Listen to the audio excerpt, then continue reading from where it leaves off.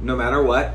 And, I was hoping originally for the economic shutdown to end earlier. We've seen it end in some states.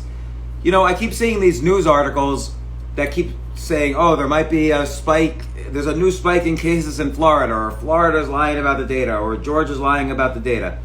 None of those articles are true. The reality is, at least this wave of the virus is dying out. It seems to be dying out faster in some states more than others. New York City was particularly hit. I'm in New York City, so nobody has to tell me about New York City. New York City has been a shit show, largely. And, but, then the next scary thing was the economy. Like, people need to understand, when there's 40 million people who have applied for unemployment, and that 40 million is not really 40 million, but it's still a big number. When 40 million people are applying for unemployment, what I'm seeing in New York City, at least, is that there's also rising homelessness. And people need to understand there's a fatality rate to when homelessness rises. Homeless people die earlier than non-homeless people. And by the way, homeless people transmit coronavirus much more effectively than non-homeless people. So I kind of hope, and look, this is going to happen again. We're going to have a pandemic again. We're going to have a crisis again. This wasn't a surprise. I don't know where my book is, but in my book, Investing for the Apocalypse. Oh, well, hello, Robin. Nice of you to join us. Look at all the hearts that start as soon as you join us. Nobody sends hearts to me. They only get your pretty face into the... I'm being sexist. I don't want to hurt your leg. You could hurt my leg all you want. Thank you for adjusting my chair. Okay, I need, what's that called? The seat that you put the kid in, like you strap the kid. Chair? The high chair, yeah. It's like, oh, you just moved my high chair. You had 3 kids. You were a very good parent. I don't think, I don't think with my 2 kids, this is sad to say, I'm ashamed to admit this, but people know I'm always having to say things that I'm ashamed of. I'm ashamed to admit I have never once changed a diaper in my life. And I know changing diapers is a good bonding experience between parents and their children. I never did it. Wow. You probably changed diapers thousands of times. Yes. In Ghana, could you go to the store and get diapers? But by that point... Were you using cloth diapers? No. By that point, they were all potty trained, so... All right, good. Yeah. But what I was just saying was, 40 million people unemployed. I personally do not think... I said this in March. I don't think that shutdown should have gone past April. And now when I really look at all the data, I don't think there should have been any shutdown at all. Now people will say, well, the reason there hasn't been so many lives lost is because there's been a shutdown. But you can't really say that because New York City, there was a pretty aggressive shutdown. Arizona, there wasn't. And there were hardly any cases in Arizona. And there were 100,000 cases or whatever in New York City. And a lot of the problem in New York City was how we were handling the hospitals versus the nursing homes, and there's been collateral fatalities in New York City, and it's just been really horrible. So I'm hoping we should expect this again, and I'm hoping people take a step back and say, look, here's where we went wrong, here's where we went right. Let's look at the cases of Sweden, Japan, Singapore, Taiwan. Let's see what they did wrong. Let's see what they did right. Yeah. And there's a lot to be learned from this experience. One thing I realized, by the way, is that nobody knows anything. It's really true. There's a reason this is called the novel coronavirus. It's novel because it's not because it's a fiction novel. It's novel because it's never happened before. And so I spoke to the best epidemiologists in the world, the best virologists. I talked to people on the Federal Reserve. I spoke to economists. And what I realized is that everybody knew their lane, but nobody knew the other person's lane. Nobody knew, the doctors didn't understand the economy. The economists actually didn't understand Main Street. Like the academic economists did not understand the ramifications on Main Street. They just looked at it like as a bunch of numbers. And I guess from my perspective, I own a bar. I am involved in a lot of businesses. We have a family. I see a lot of, and I talk to all the people, ranging from John McAfee, who's batshit crazy and on the run from the law, to all the doctors that I spoke to. And from my perspective, what was amazing to me was how little everyone knew about what everyone else is concerned about outside of their professions. And so I think having the overall view gave me a sense that, hey, this is a little bit more positive than how everybody portrays it. Like, if you look in the media every day, it's just like the article I said the other day. More children might drown this summer because of coronavirus, which was the stupidest article I have ever seen on the planet. That might be the bullshit headline of the year, actually. And this has been a pretty bad year. This has been a pretty bad decade. Forget year. This decade so far is the worst decade of my life. The 20s. Oh, and then someone said to me, 20s. oh, the decade didn't begin yet because there was no 0 AD, it was 1 AD. And I'm like, it's 2020, this is the 20s, it's a new decade. I don't care, I'm not waiting for 2021 to say this is a new decade. Am I right? But here's the thing. Those are first world arguments. Yeah, arguing about what decade it is. I'm not going to go Everyone else is worried about food and surviving. Yeah, I'm not going to go to like Ethiopia and say, look, instead of worrying about what food you're going to eat, why don't you just tell me if it's the 2020s yet? Like, they're not going to care. But here's the thing. All the news I don't want to say it's been good news, but the pandemic did hurt a lot of people that we knew. I don't know if, depending on where you live, it hurt people you knew. And I'm not going to say the pandemic was like the flu, because it's not, it's different. But pretty much, as we discussed in March on this IG Live, the peak was probably around the mid-April. And right now we're heading, I said, back in March, I said the virus would be ending either end of May, early June, give or take a week. And that's what kind of seems happening. I might be a little off, it might be like mid-June. And it's not going to end forever. It's going to come back. There's going to be a second wave. It's going to be a second season. It's going to be coronavirus 2.0, 3.0, season 4. If it makes it to 5 seasons, it'll go into syndication, and then we have it forever. But, for now, you can go outside, and it seems like you don't really have to worry that much about getting the virus. I mean, maybe in New York City a little bit, but probably not even. I don't know what the new hospitalizations are, but in a city of 8 million people, the last time I looked, there was like 20 new hospitalizations out of 8 million people. So, I don't know. I'm not that worried. I'm fine going outside now. And look, I'll wear a mask outside. Masks might be the best strategy, actually. Didn't the CDC tell us today? I want to see this question. Good question. I'll answer that in a second. Dee. Oh, yes. I'll definitely answer the question. What did you say, Robin? Well, I mean, didn't the CDC say that, we saw that this morning, that wearing masks won't help you? Oh, I don't know. Or does it say that it does? So they change it all the time. So depending on the day, yeah, you have to check to see, is it a mask day or is it not a mask day? The reality is, it's what I was saying before. Nobody knows anything. So you kind of have to, just like you would if you were going to a doctor and you have like some symptoms and the doctor says, holy shit.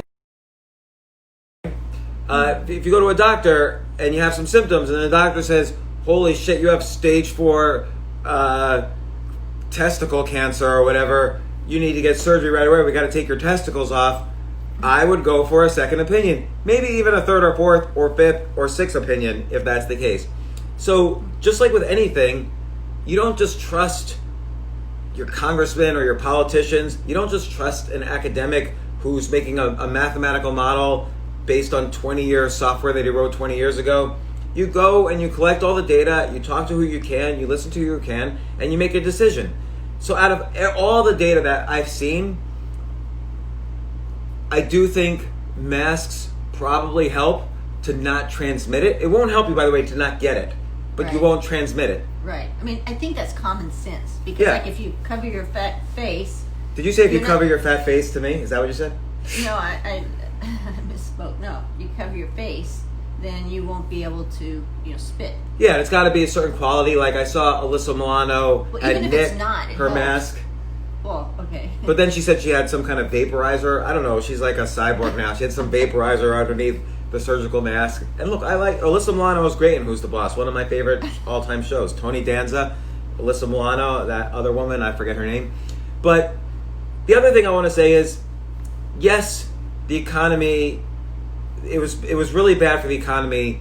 What happened that it shut down for so long? Probably in New York City, a good 50 or 60% of restaurants and bars are already out of business. I think in the rest of the country, who knows? It'll be somewhere between 25 and 50%. It's hard to say. We won't even know fully till a year from now because we'll see how demand comes back and so on. But I do want to say that there is hope out there. Just in the data, like if you look at OpenTable, a month ago, there were 0 reservations at every restaurant in the country. Now, instead of it being down 100% from a few months ago, it's down 50%, which is a good sign. Because, by the way, you don't have to make a reservation anymore at OpenTable because restaurants aren't even full right now. Just walk into a restaurant; they'll be happy to serve you. So, but the economic data does seem to be coming back. Here's all the good news. Airline reservations, hotel reservations, and restaurant reservations are starting to come back, particularly in every other state other than New York State, unfortunately, and some northern states. The other thing that's good news is the stimulus money. They didn't do the stimulus how I would have done it, but I'm not running the country for a reason. And, maybe they know what they're doing. It doesn't feel to me like all of the money in a $2 trillion stimulus package is making its way into the economy. If you give an airline $1 billion to bail them out, they don't spend it on candy at the local drugstore. They use it they put it in the bank or they pay down their debt. It doesn't really get into the economy. So I'm hoping, I do think they need to do another stimulus. I'm not really in favor of stimulus, but since they did force us at gunpoint they arrested you if you went outside or if you opened up your stores or whatever, they probably will need another stimulus, and I'm hoping it goes direct to consumers, maybe through a UBI, like a short-term UBI, or maybe through, direct checks. I have no idea. But if you want money to go into the economy, you have to give money to the people who pay. But fortunately, they are looking at another stimulus. I really hope it's not partisan. I'm not saying the Democrats shouldn't get what they want. I'm not saying the Republicans shouldn't get what they want. Hopefully everybody gets what they want.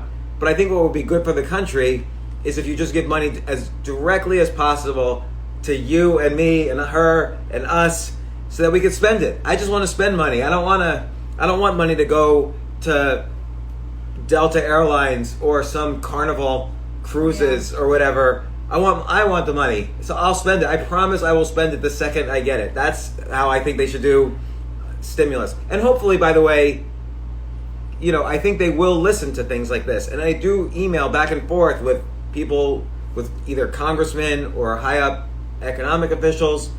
I don't know if they listen to me or not, but I think it's pretty clear that the last stimulus didn't work as well as they would have liked, which is why they're talking about a $3 trillion stimulus bill now. But that all said, we see most of the states have reopened.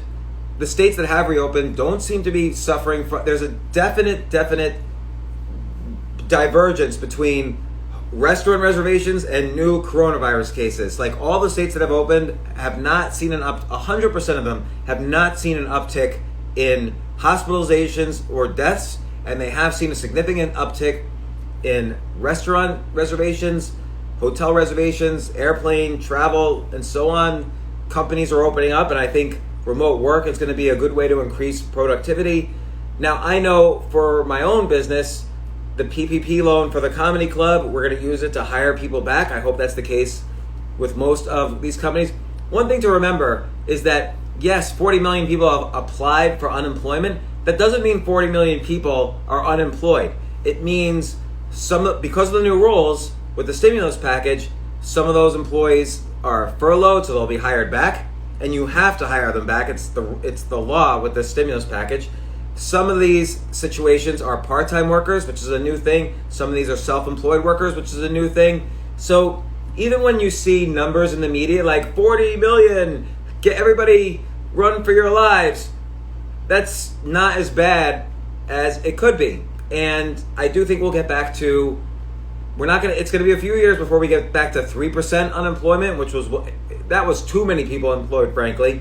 I know people, you probably shouldn't be hiring 97 out of 100 people. That seems like too much to me. But, maybe it'll be down. Maybe we'll get to 9% unemployment in a year, which is similar to the Great Recession. And by the way, the stock market went up, at the end of the Great Recession. And that was when it was the highest unemployment. People forget, in 1932, there was over 20% unemployment rate, and 1933 was the best year in stock market history. So it's another fact to remember. So there's a lot of reasons to be hopeful, particularly for all of us here and for everybody that's been tuning into these IG Lives. We've been so grateful and amazed at the community. But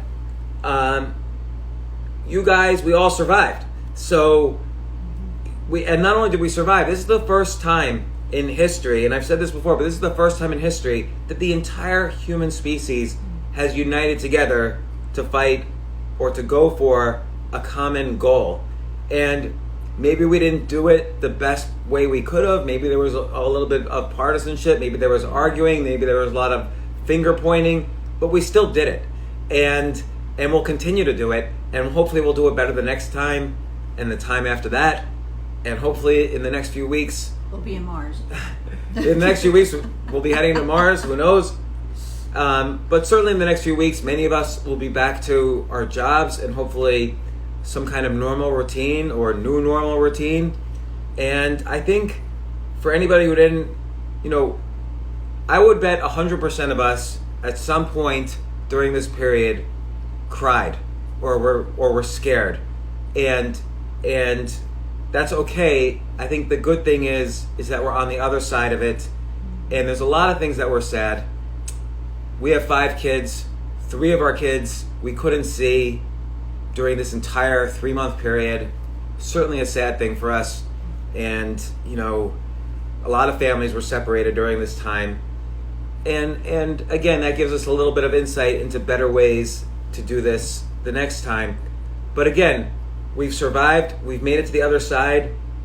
Just like people survived 9/11, people survived the Great Recession, people survived all the wars that this country has been through, horrific wars, but we still, as a society, came out.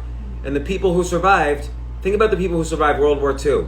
What do you call them now? You call them the greatest generation, because they survived World War II. I don't want to say we're the greatest generation, but you know what? Maybe we are too. 9/11, the Great Recession, this crisis, and whatever the next crisis is, and the greatest period of innovation in the history of the planet, we're a pretty good generation as a whole, the people who are living right now. And so we have that to be, going into this weekend, into June, and then the summer, we have that to be proud of. And then also, this has been a good time, not necessarily to learn how to play the guitar, but to reflect. Like, do you enjoy what you're doing? Do you enjoy your job? Is there something else you're passionate about? Is there something else you want to learn? And so I'll answer a question or two, or we'll both answer some questions, and then I'm going to describe some business ideas. One thing I'd like to do is, do you remember the cone of silence? Yeah. So cone of silence is a very Gen X thing. Yeah, so that's in the TV show Get Smart with Don Adams. Yeah, it's our favorite show growing up. See. Yes. So like he was a spy. Cone of silence, comes down and they can talk. So that would be perfect for like the coronavirus. Oh yeah, we should all have a cone of silence at restaurants. Yeah. And you know what? I don't like it when I'm at a restaurant anyway, and people are, everybody's listening from the other tables, and they're judging you. Remember one time you were saying something, and like the people next to the table next to us were like staring you down because they just didn't like something you said. Yeah. And then we eventually left. Right. So I don't want anybody. I think that's a good invention for all restaurants, even without a virus. We could get a portable one or something. I don't know. Yeah, a portable cone of silence. You work on that. I am not raising money for that one, but Jay has sent me the link. Thank you, Jay.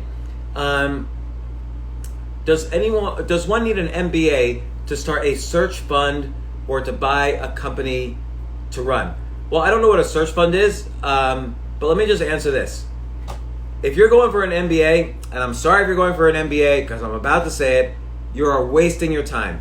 An MBA does not get you anywhere. I'll tell you what was happening to me.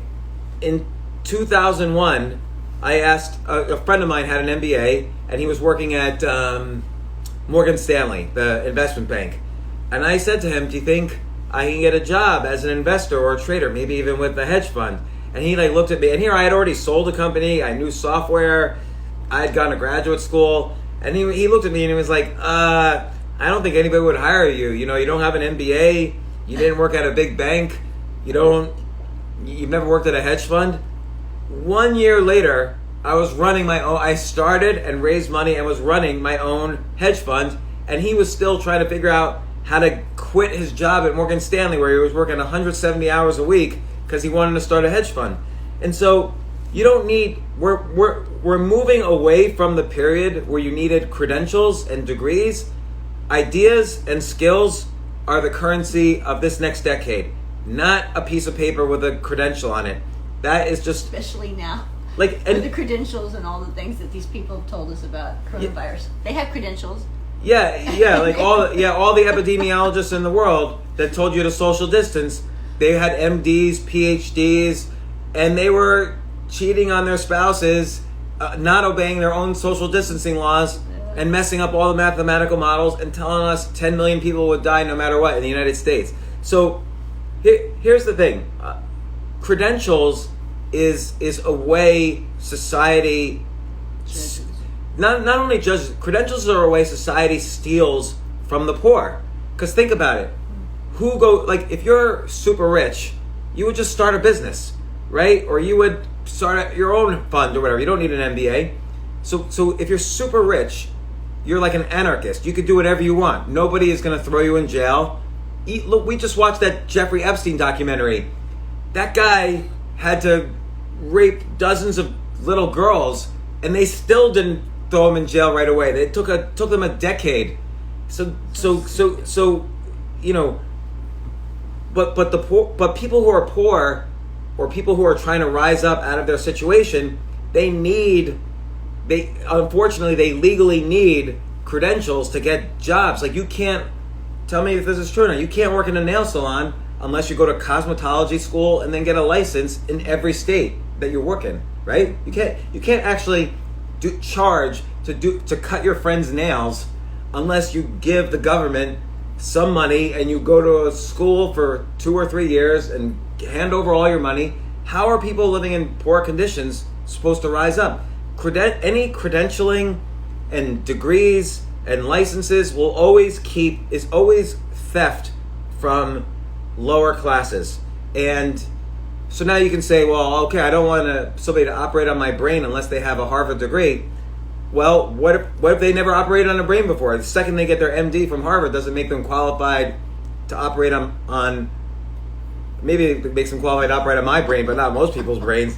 But so anyway, so you don't need long story short, you don't need an MBA to do jack shit, anything. Dee, I forgot your question. I think you were saying, how would you disrupt online education? And it's a great question because the average tuition is some at private colleges is some huge amount. Like, why does Harvey Mudd College, a college that most people have never even heard of, why do they charge $75,000 a year tuition? Why? Like, for instance, is this the prestige, maybe? Yeah, I don't know, or they just want to make a lot of money. I have no idea, because here's the thing. Let's just back into making money for a second. Let's say you want to make some money and you want to be somewhat creative. All right, I have an idea for you. You can edit videos. Right now, 600 million new people downloaded video conferencing software like Zoom. Zoom has 600 million members.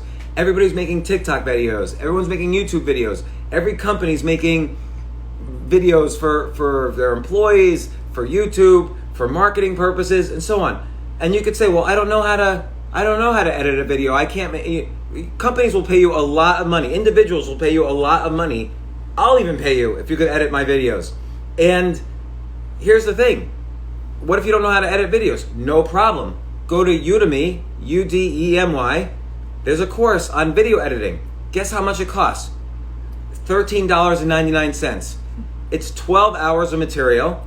And look, you're not going to be the best. You're not going to edit like Oscar-winning movies after you take a 12-hour course. But in that course at Udemy, you'll learn how to make a basic documentary. You'll learn how to use all the Adobe tools for editing videos, and you'll edit and make and shoot your own documentary. And now you're kind of qualified to make 100% of all TikTok videos and almost all YouTube videos and pretty much any marketing video that you want.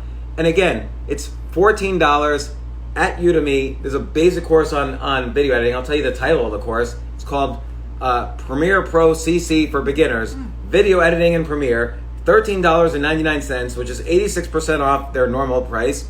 And it's got 19,000 ratings, 371,000 students enrolled. And by the way, all those students can now make a living doing video editing. They didn't need to get an MBA. If you get an MBA, you're going to have $100,000 of loans at least to return, and you might not get a job. Certainly many MBAs are part of the 40 million people who are unemployed right now. Yeah. And, given that online education is going to be so huge, it's already huge, but it's going to be even bigger, how do you disrupt it? Quite frankly, I don't know. I would suggest here's what I would suggest doing. Take some online courses, start an online course, which I described yesterday, some best practices for starting an online course. I've given online courses. I'll probably give more of them in the future. I'm going to probably do an online course on investing at some point. And then once you kind of are in the ecosystem of online education and you're teaching courses and taking courses, I'm taking a course right now at lessonbase.com. I have another class tomorrow on beatboxing. Don't ask me to beatbox. I can't do it, but I'm trying to. And I've taken online courses in the past. I've given online courses. I'm thinking also, I have some ideas about how I would disrupt it, particularly in the video space. I'm working on video ways to better do courses, but I've also invested in some of these online course companies. Teachable is one where I highly recommend people start a course there because it's very easy to set up a course. But anyway, that's how I would disrupt education. Good. Do you want to take any online courses? If you could take any online course, what would you take? Anything. Anything. It doesn't have to be about something you can monetize. Anything. Gosh, I don't know. I'll have to think about that. You should teach an online course about parenting. I keep throwing you in the parenting bucket, really, but there's other skills that you have as well. I know. I'm so busy right now, though, with everything that it's hard to stop and do it. But yeah, it's true. What would I do? I don't know. I have to really think about You should give an online course about marijuana investing, because that's how we met. You were so into marijuana stocks. You weren't even a user, but you knew everything about marijuana stocks. I'm sure people want to know the difference between LP. Yeah, I don't even know what an LP is, or a real estate for marijuana, and there's laws in each state, and what's dispensaries and grow farms. Well, I don't even know all those. Cooking with marijuana. I'm not too good with that. We were just talking to a chef the other day who's he makes ice cream. He wants to sell ice cream that has marijuana in it. That's a pretty good idea. I don't know. Not being a big user, but I can't imagine. All right, I want to describe this one company that I'm excited about.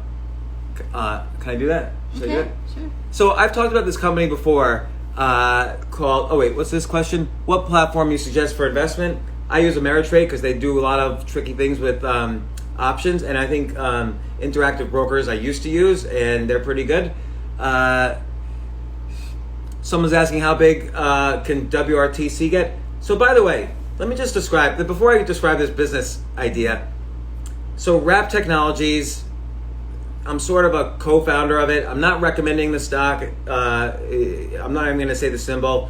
What they do is they create a device that shoots a steel cable at the speed of sound around potentially a criminal, for instance. So you don't have to physically touch somebody to arrest them. So right now, here's the problem. There are two big problems in law enforcement. The second problem I'm not going to address, but everybody just criticized me for it. But the first problem is if you're within and I described this where, if you're within if I'm a police person and you're within 21 feet and I say, put your hands up, and you don't put your hands up, then the only choice of the police officer is to shoot the person, taser the person, use the baton, or try to chase them down and handcuff them. That's a very bad thing when when the only solution a law enforcement officer has is to use physical force and hurt somebody. I'm not saying that's the reason for what happened in Minnesota. That's horrible what happened to George Floyd in Minnesota. Yeah. There was racism, and that's a very structural, important issue for society. But the Wrap Technologies device allows you to not even get into a situation where physical force can even be remotely considered. It allows you to avoid, there's no more excuses. You're not allowed to use physical force. Anyway, I'm not going to talk about that anymore. But, so there's this one website, which I encourage you to take a look at. Some of you have already taken a look at it. It's called Flippa.com. Flippa. I didn't answer the question. So Wrap Technologies, how high can it go? Again, I can't recommend the stock. I own it, so I'm just full disclosing. I am not recommending the stock. I think it could go to 100, but that's a whole other topic. Yeah, because everybody in the world could start using it. But the CEO, wasn't he the CEO the president of the company started Taser, right, and then left Taser because they're not a non-lethal company, and he joined Wrap. But anyway, check out the website Flippa.com, which I've talked about in the past. But at Flippa, they basically have thousands and thousands of businesses for sale. They're usually online e-commerce businesses. So, like, they'll have a company, supershowerheads.com. And you go to this website, and you can see every kind of shower head, and you can buy a shower head for your shower.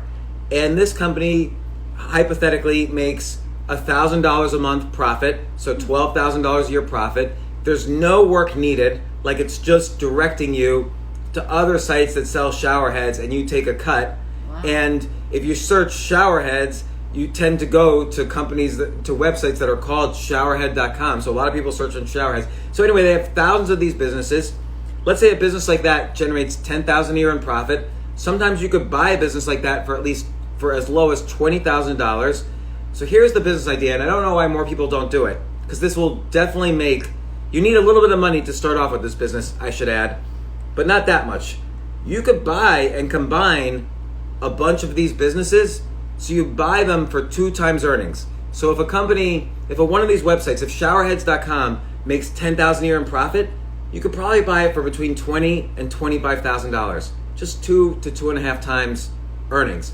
But if you buy a whole bunch of them, so keep using the cash flow you generate from one to buy the next company and the next company and the next company, and then as these companies as you buy more and more companies, you'll actually make more profit because they'll all be using the same accounting system. They'll all send traffic to each other. So if you buy showerheads.com and you buy faucets.com, they'll send traffic to each other. So you'll start making more money. So you'll start growing the profits. The more of these small little websites you have, the more profits you'll generate. But here's the key.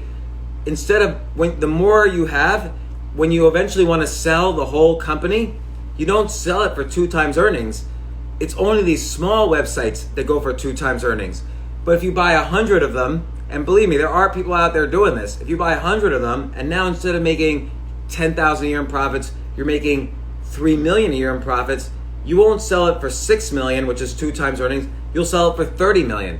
And so this idea of buying lots of small website businesses that require little or no work, but that the more you buy, the more you can increase profits, and so you'll increase profits this way, and you increase profits this way, because when you sell the company, you sell it for a much bigger multiplier of the amount of profit. So again, if a business is going for 10,000 profits a year, you could buy it for 20,000, 2 times profits. But if you can buy a whole bunch and you're making $3 million in earnings a year because you bought all these over time, over a few years, you buy all these businesses and now you're making $3 million a year in profits, and you build all the profits, you won't sell it for 2 times earnings. You'll sell it for around 10 times earnings. So you'll sell it for $30 million. You've spent $6 million, you'll sell it for $30 million, you make a $24 million profit. But you could say, I don't have $6 million. You might not even have $20,000 to buy that first business. So there's a lot of ways you can borrow the money for the first business. Even the bank if you show the financials of the company, the bank will, in many cases, lend you the money to buy it for just 2 times their annual earnings. Or you could borrow it or raise money for it or whatever. And then you use the cash flow from the first business to buy the second business. You use the cash flow from both businesses to buy the third business. And over a few years, now you maybe, and while you're increasing profits, maybe now you have $1 million in profits. So now it's easier to borrow money from the bank. And then eventually you sell a company. You sell the whole company for 10 times earnings instead of you paid 2 times earnings, but now you could sell it for 10 times earnings. If I was young, even if I had no money at all, this is one of the business ideas I would absolutely start today, because there's this myth that if you start a business, there's 90% of all businesses fail. That's the myth. Oh, don't start a business, 90% chance you're going to fail. Here's what they don't tell you. If you buy an existing profitable business, your odds go from 90% failure to 10% failure. So much better to buy an existing business than to start a business from scratch. And then if you buy a whole bunch of existing businesses, so you're diversified, there's almost zero chance that you go out of business. You keep on combining and get them throwing traffic to each other, increasing the profits, and then the multiplier that you could sell goes up, as I said before, and you sell for a huge amount. You bought for a small amount, you sell for a huge amount, and it's a no-brainer way to make $10 million. And I say no-brainer, it still requires a bunch of work. It still requires, you have to find good deals, but you could use Flippa or empireflippers.com or flippa.com. There's a lot of websites out there that act as exchanges where you can buy these cheap e-commerce sites like showerhead.com. Or I saw another one, some like mechanical parts company for cars. I don't know. There's all these like weird e-commerce websites. So I heard about one guy. He bought a jewelry site for $7,000. He sold it 2 years later for $550,000 because he took the site, which wasn't being run very well. Most of these sites are not being run very well. He had other sites write articles and reviews about it, and so he went up on the search engine rankings. So he got a lot more traffic, and so then 2 years later, he bought it for $7,000. He sold it for over $500,000. So this is a decent business idea. Someone mentions Tai Lopez overpriced. Yeah, Tai Lopez is horribly overpriced. I don't know. I'll tell you another time. I will tell you my story of visiting with Tai Lopez. I went to his house and hung out in his garage, his famous garage. But that's another story. Anyway, what do you think? What do you think of that business idea? I think it's good. Although I feel like sometimes now, especially because of the supply chain, some of these businesses get all their stuff from China. So I'm wondering if they're getting rid of it because the supply chain is been damaged. Well, so you got to be very careful. That's a great point. You have to do due diligence. Yeah. How much work is actually involved, and where are all the products coming from, and how much content do I have to create? Do you have to deal with customer service? Do you have to deal with credit cards? It's a lot of stuff. Yeah. But make sure you do due diligence and go for it. Some sites, by the way, are just content sites. So there was a site for sale.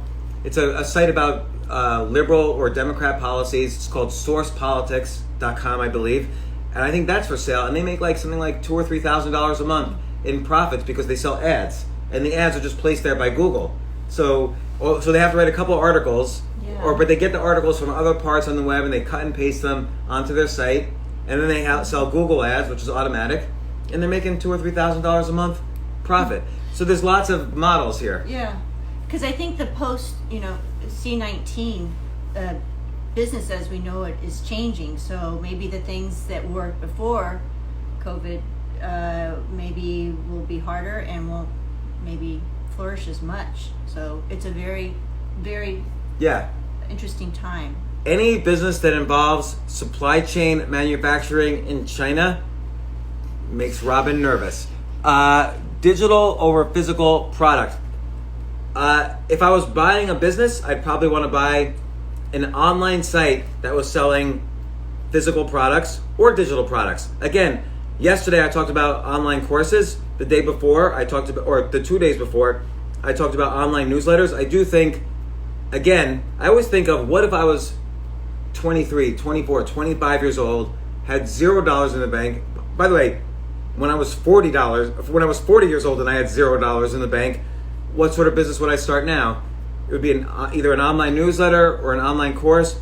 But this is a great idea for if you want to build a business that you could sell for 10 million or more, starting with $0. I do think it's possible. You have to be a little clever. You have to be smart about what businesses you're buying. But I would use Flippa.com or EmpireFlippers.com. I'm not associated with them at all. Use whatever site you want to find businesses. But I think right now businesses are cheap because of what's going on. And I keep looking at Flippa.com. If you just sign up for their email newsletter, you get 3 businesses a day that are for sale. And I'm like, I can't believe this makes $1,000 a month profit and is only selling for $15,000. If I buy 100 of these, that's $1 million in profit, and I could sell it for 10 million after spending $1.5 million, and I could borrow most of the money to buy these businesses off the cash flow of the businesses. Another thing too, I think is important, is that not only doing it on your own, but sometimes it's good to get a partner, someone that can complement you, someone that's a doer. Maybe you're a visionary, but maybe find somebody that, like Procter and Gamble, and that's why they were successful. One did one thing, one did the other, so they complemented each other. So 50% of something is better than 100% of nothing. So like share, find somebody that maybe can do something that you're not good at, and then you guys work together doing it. That's a great point. Look at all the great businesses recently. Google, started by Sergey Brin and Larry Page. Apple, Steve Jobs and Steve Wozniak. Because not one person can do everything. Everyone has it's really true. Strength. Like, I'm really bad at returning calls. So if Wally's listening to this, if Steve is listening to this, if Brian is listening to this, if Bill is listening to this, if Brendan's listening to this, I'm sorry I have not returned your phone calls. I really mean to. There's like 20 other people I could list, but I also forget them. You're a visionary. You're a creative But a visionary with glasses. Yeah. And that's where your strength is. So, if you've got to surround people around you that are good at other things. I mean, that is truly how you become successful. I'm glad don't tell her I'm not as much a visionary as she thinks, but I'm glad she thinks You're that. Creative, very creative. So somebody asked me about, this was this week's $10 million idea. Someone asked me about last week's idea. I'll just summarize it really quickly. Right now, coming out of this coronavirus, and I know I can speak to this as an owner of a business and as an investor in many businesses, every business in the world is going to have to do coronavirus compliance. And they're going to pay for it. Like, no one business knows all the rules and regulations, and the rules are changing state by state. Should we disinfect surfaces? Should we, how far apart should the cubicles be? What should meetings look like? Are we liable if someone gets coronavirus on the job? What kind of medical equipment do we need in the offices? So it's very easy, by the way, to become an expert on an area that never existed before. So coronavirus compliance has never existed before. Anybody listening to this can become the world's greatest expert on it and start selling your services. But I can guarantee you this, 100% of businesses have money now budgeted for coronavirus compliance. So And how do you get that? How what? How to approach the company? No. How do you get licensed for that? You don't get licensed for it. That's the thing. There's no licensing for it yet. So just become an expert. There's no class on coronavirus compliance. Huh. Just read the laws in state by state. Just Google coronavirus compliance. Nobody even knows what the laws should be. So a lot of the first year, there's no laws passed yet. So a lot of the first year of coronavirus compliance is somebody saying, you should do this in anticipation of them making laws. So if you want to be as risk averse as possible, here's what you should do with your surfaces. Here's when you should wear masks. Here's how far apart the the cubicle should be. Here's what you should do in businesses. Here's how a 4-day work week would work, where you kind of rotate people so there's not as crowded in the office. So if you just Google coronavirus compliance, you'll have thousands of things to read and research, and then you start answering questions on Quora, start writing articles for LinkedIn, for Medium, for the Huffington Post, start writing articles for industry magazines, write a book, the art, the complete everything you need to know about coronavirus compliance in 2021. Write the Coronavirus Compliance Bible for 2021. Just write that book, and then you can go to HR at any company and say, hey, I'll give a talk for free for you guys about coronavirus compliance. Just give your services away for free, and then you could charge if they want more consulting, or you can charge for the products that you buy, and you charge more, and so on. So here's a good example of a great idea, okay? And like there are going to be people say, what are your credentials? Okay, they're going to ask that, right? Especially big companies. But here's an idea where you can actually go in partners with somebody who is a lawyer, maybe, who is a physician, or who's somebody. Go find somebody that would like to partner with you. You go out and do the work. You sell it, but that you have the credentials with you, with your partner. That is a great idea. So in the early 2000s, I started a business that was in a very gray area. What we were doing was not gray area, but we were giving advice on a topic that was a very gray area. So I partnered with a lawyer. By the way, the lawyer was totally useless.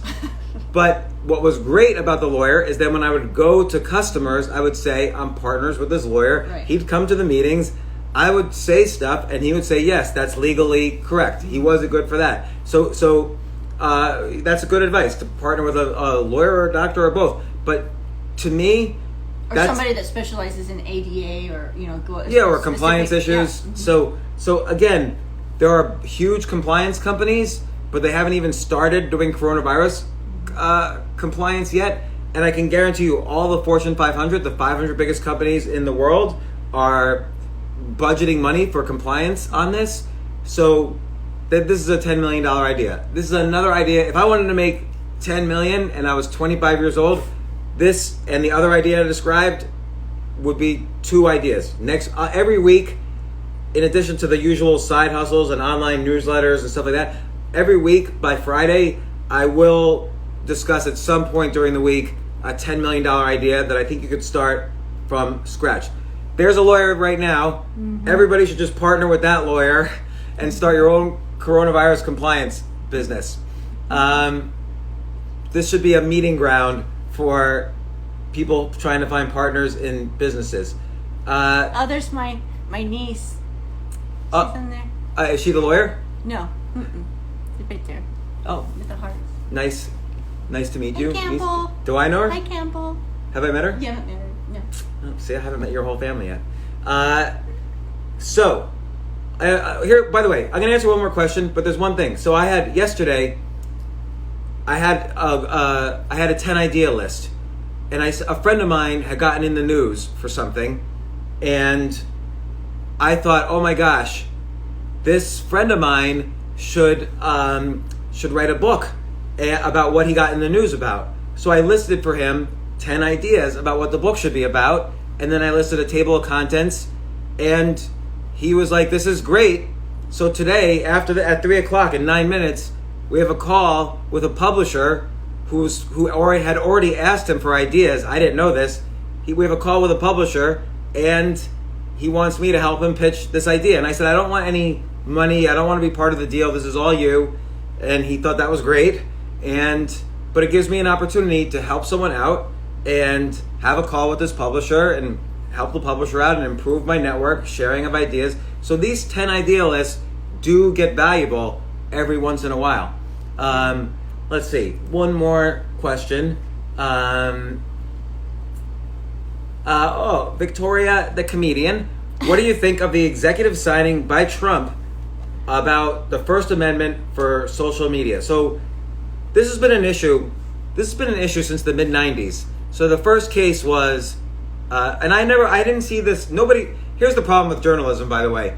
I know what the first case was that led to all these laws. It was there used to be a computer service called Prodigy. I don't know if you ever signed up for Prodigy in the mid-90s. Prodigy, somebody made a comment about Nazis, and somebody else sued Prodigy because some random person made a comment about Nazis. And the courts ruled that you can't sue Prodigy because it's this open platform, and Prodigy never edits the content of the users. And so that became a precedent that you can't, an online service can't censor the users at all. And that kind of set up this whole chain of laws that followed it. And that's directly connected to Trump sort of rolled back. Yesterday, Trump sort of rolled back by executive order that Twitter cannot censor its users, no matter what. He actually took a more extreme point of view, which probably will not hold up in court. But I do think, if you do a random Google on Jews, you're going to see a lot of violent tweets about Jews, or any ethnic group, to be honest. And it's not like Twitter censors all the violent tweets. So I do agree, if Joe Biden or Donald Trump or any historical figure tweets something, you probably can't tweet like a public figure who is of historical importance.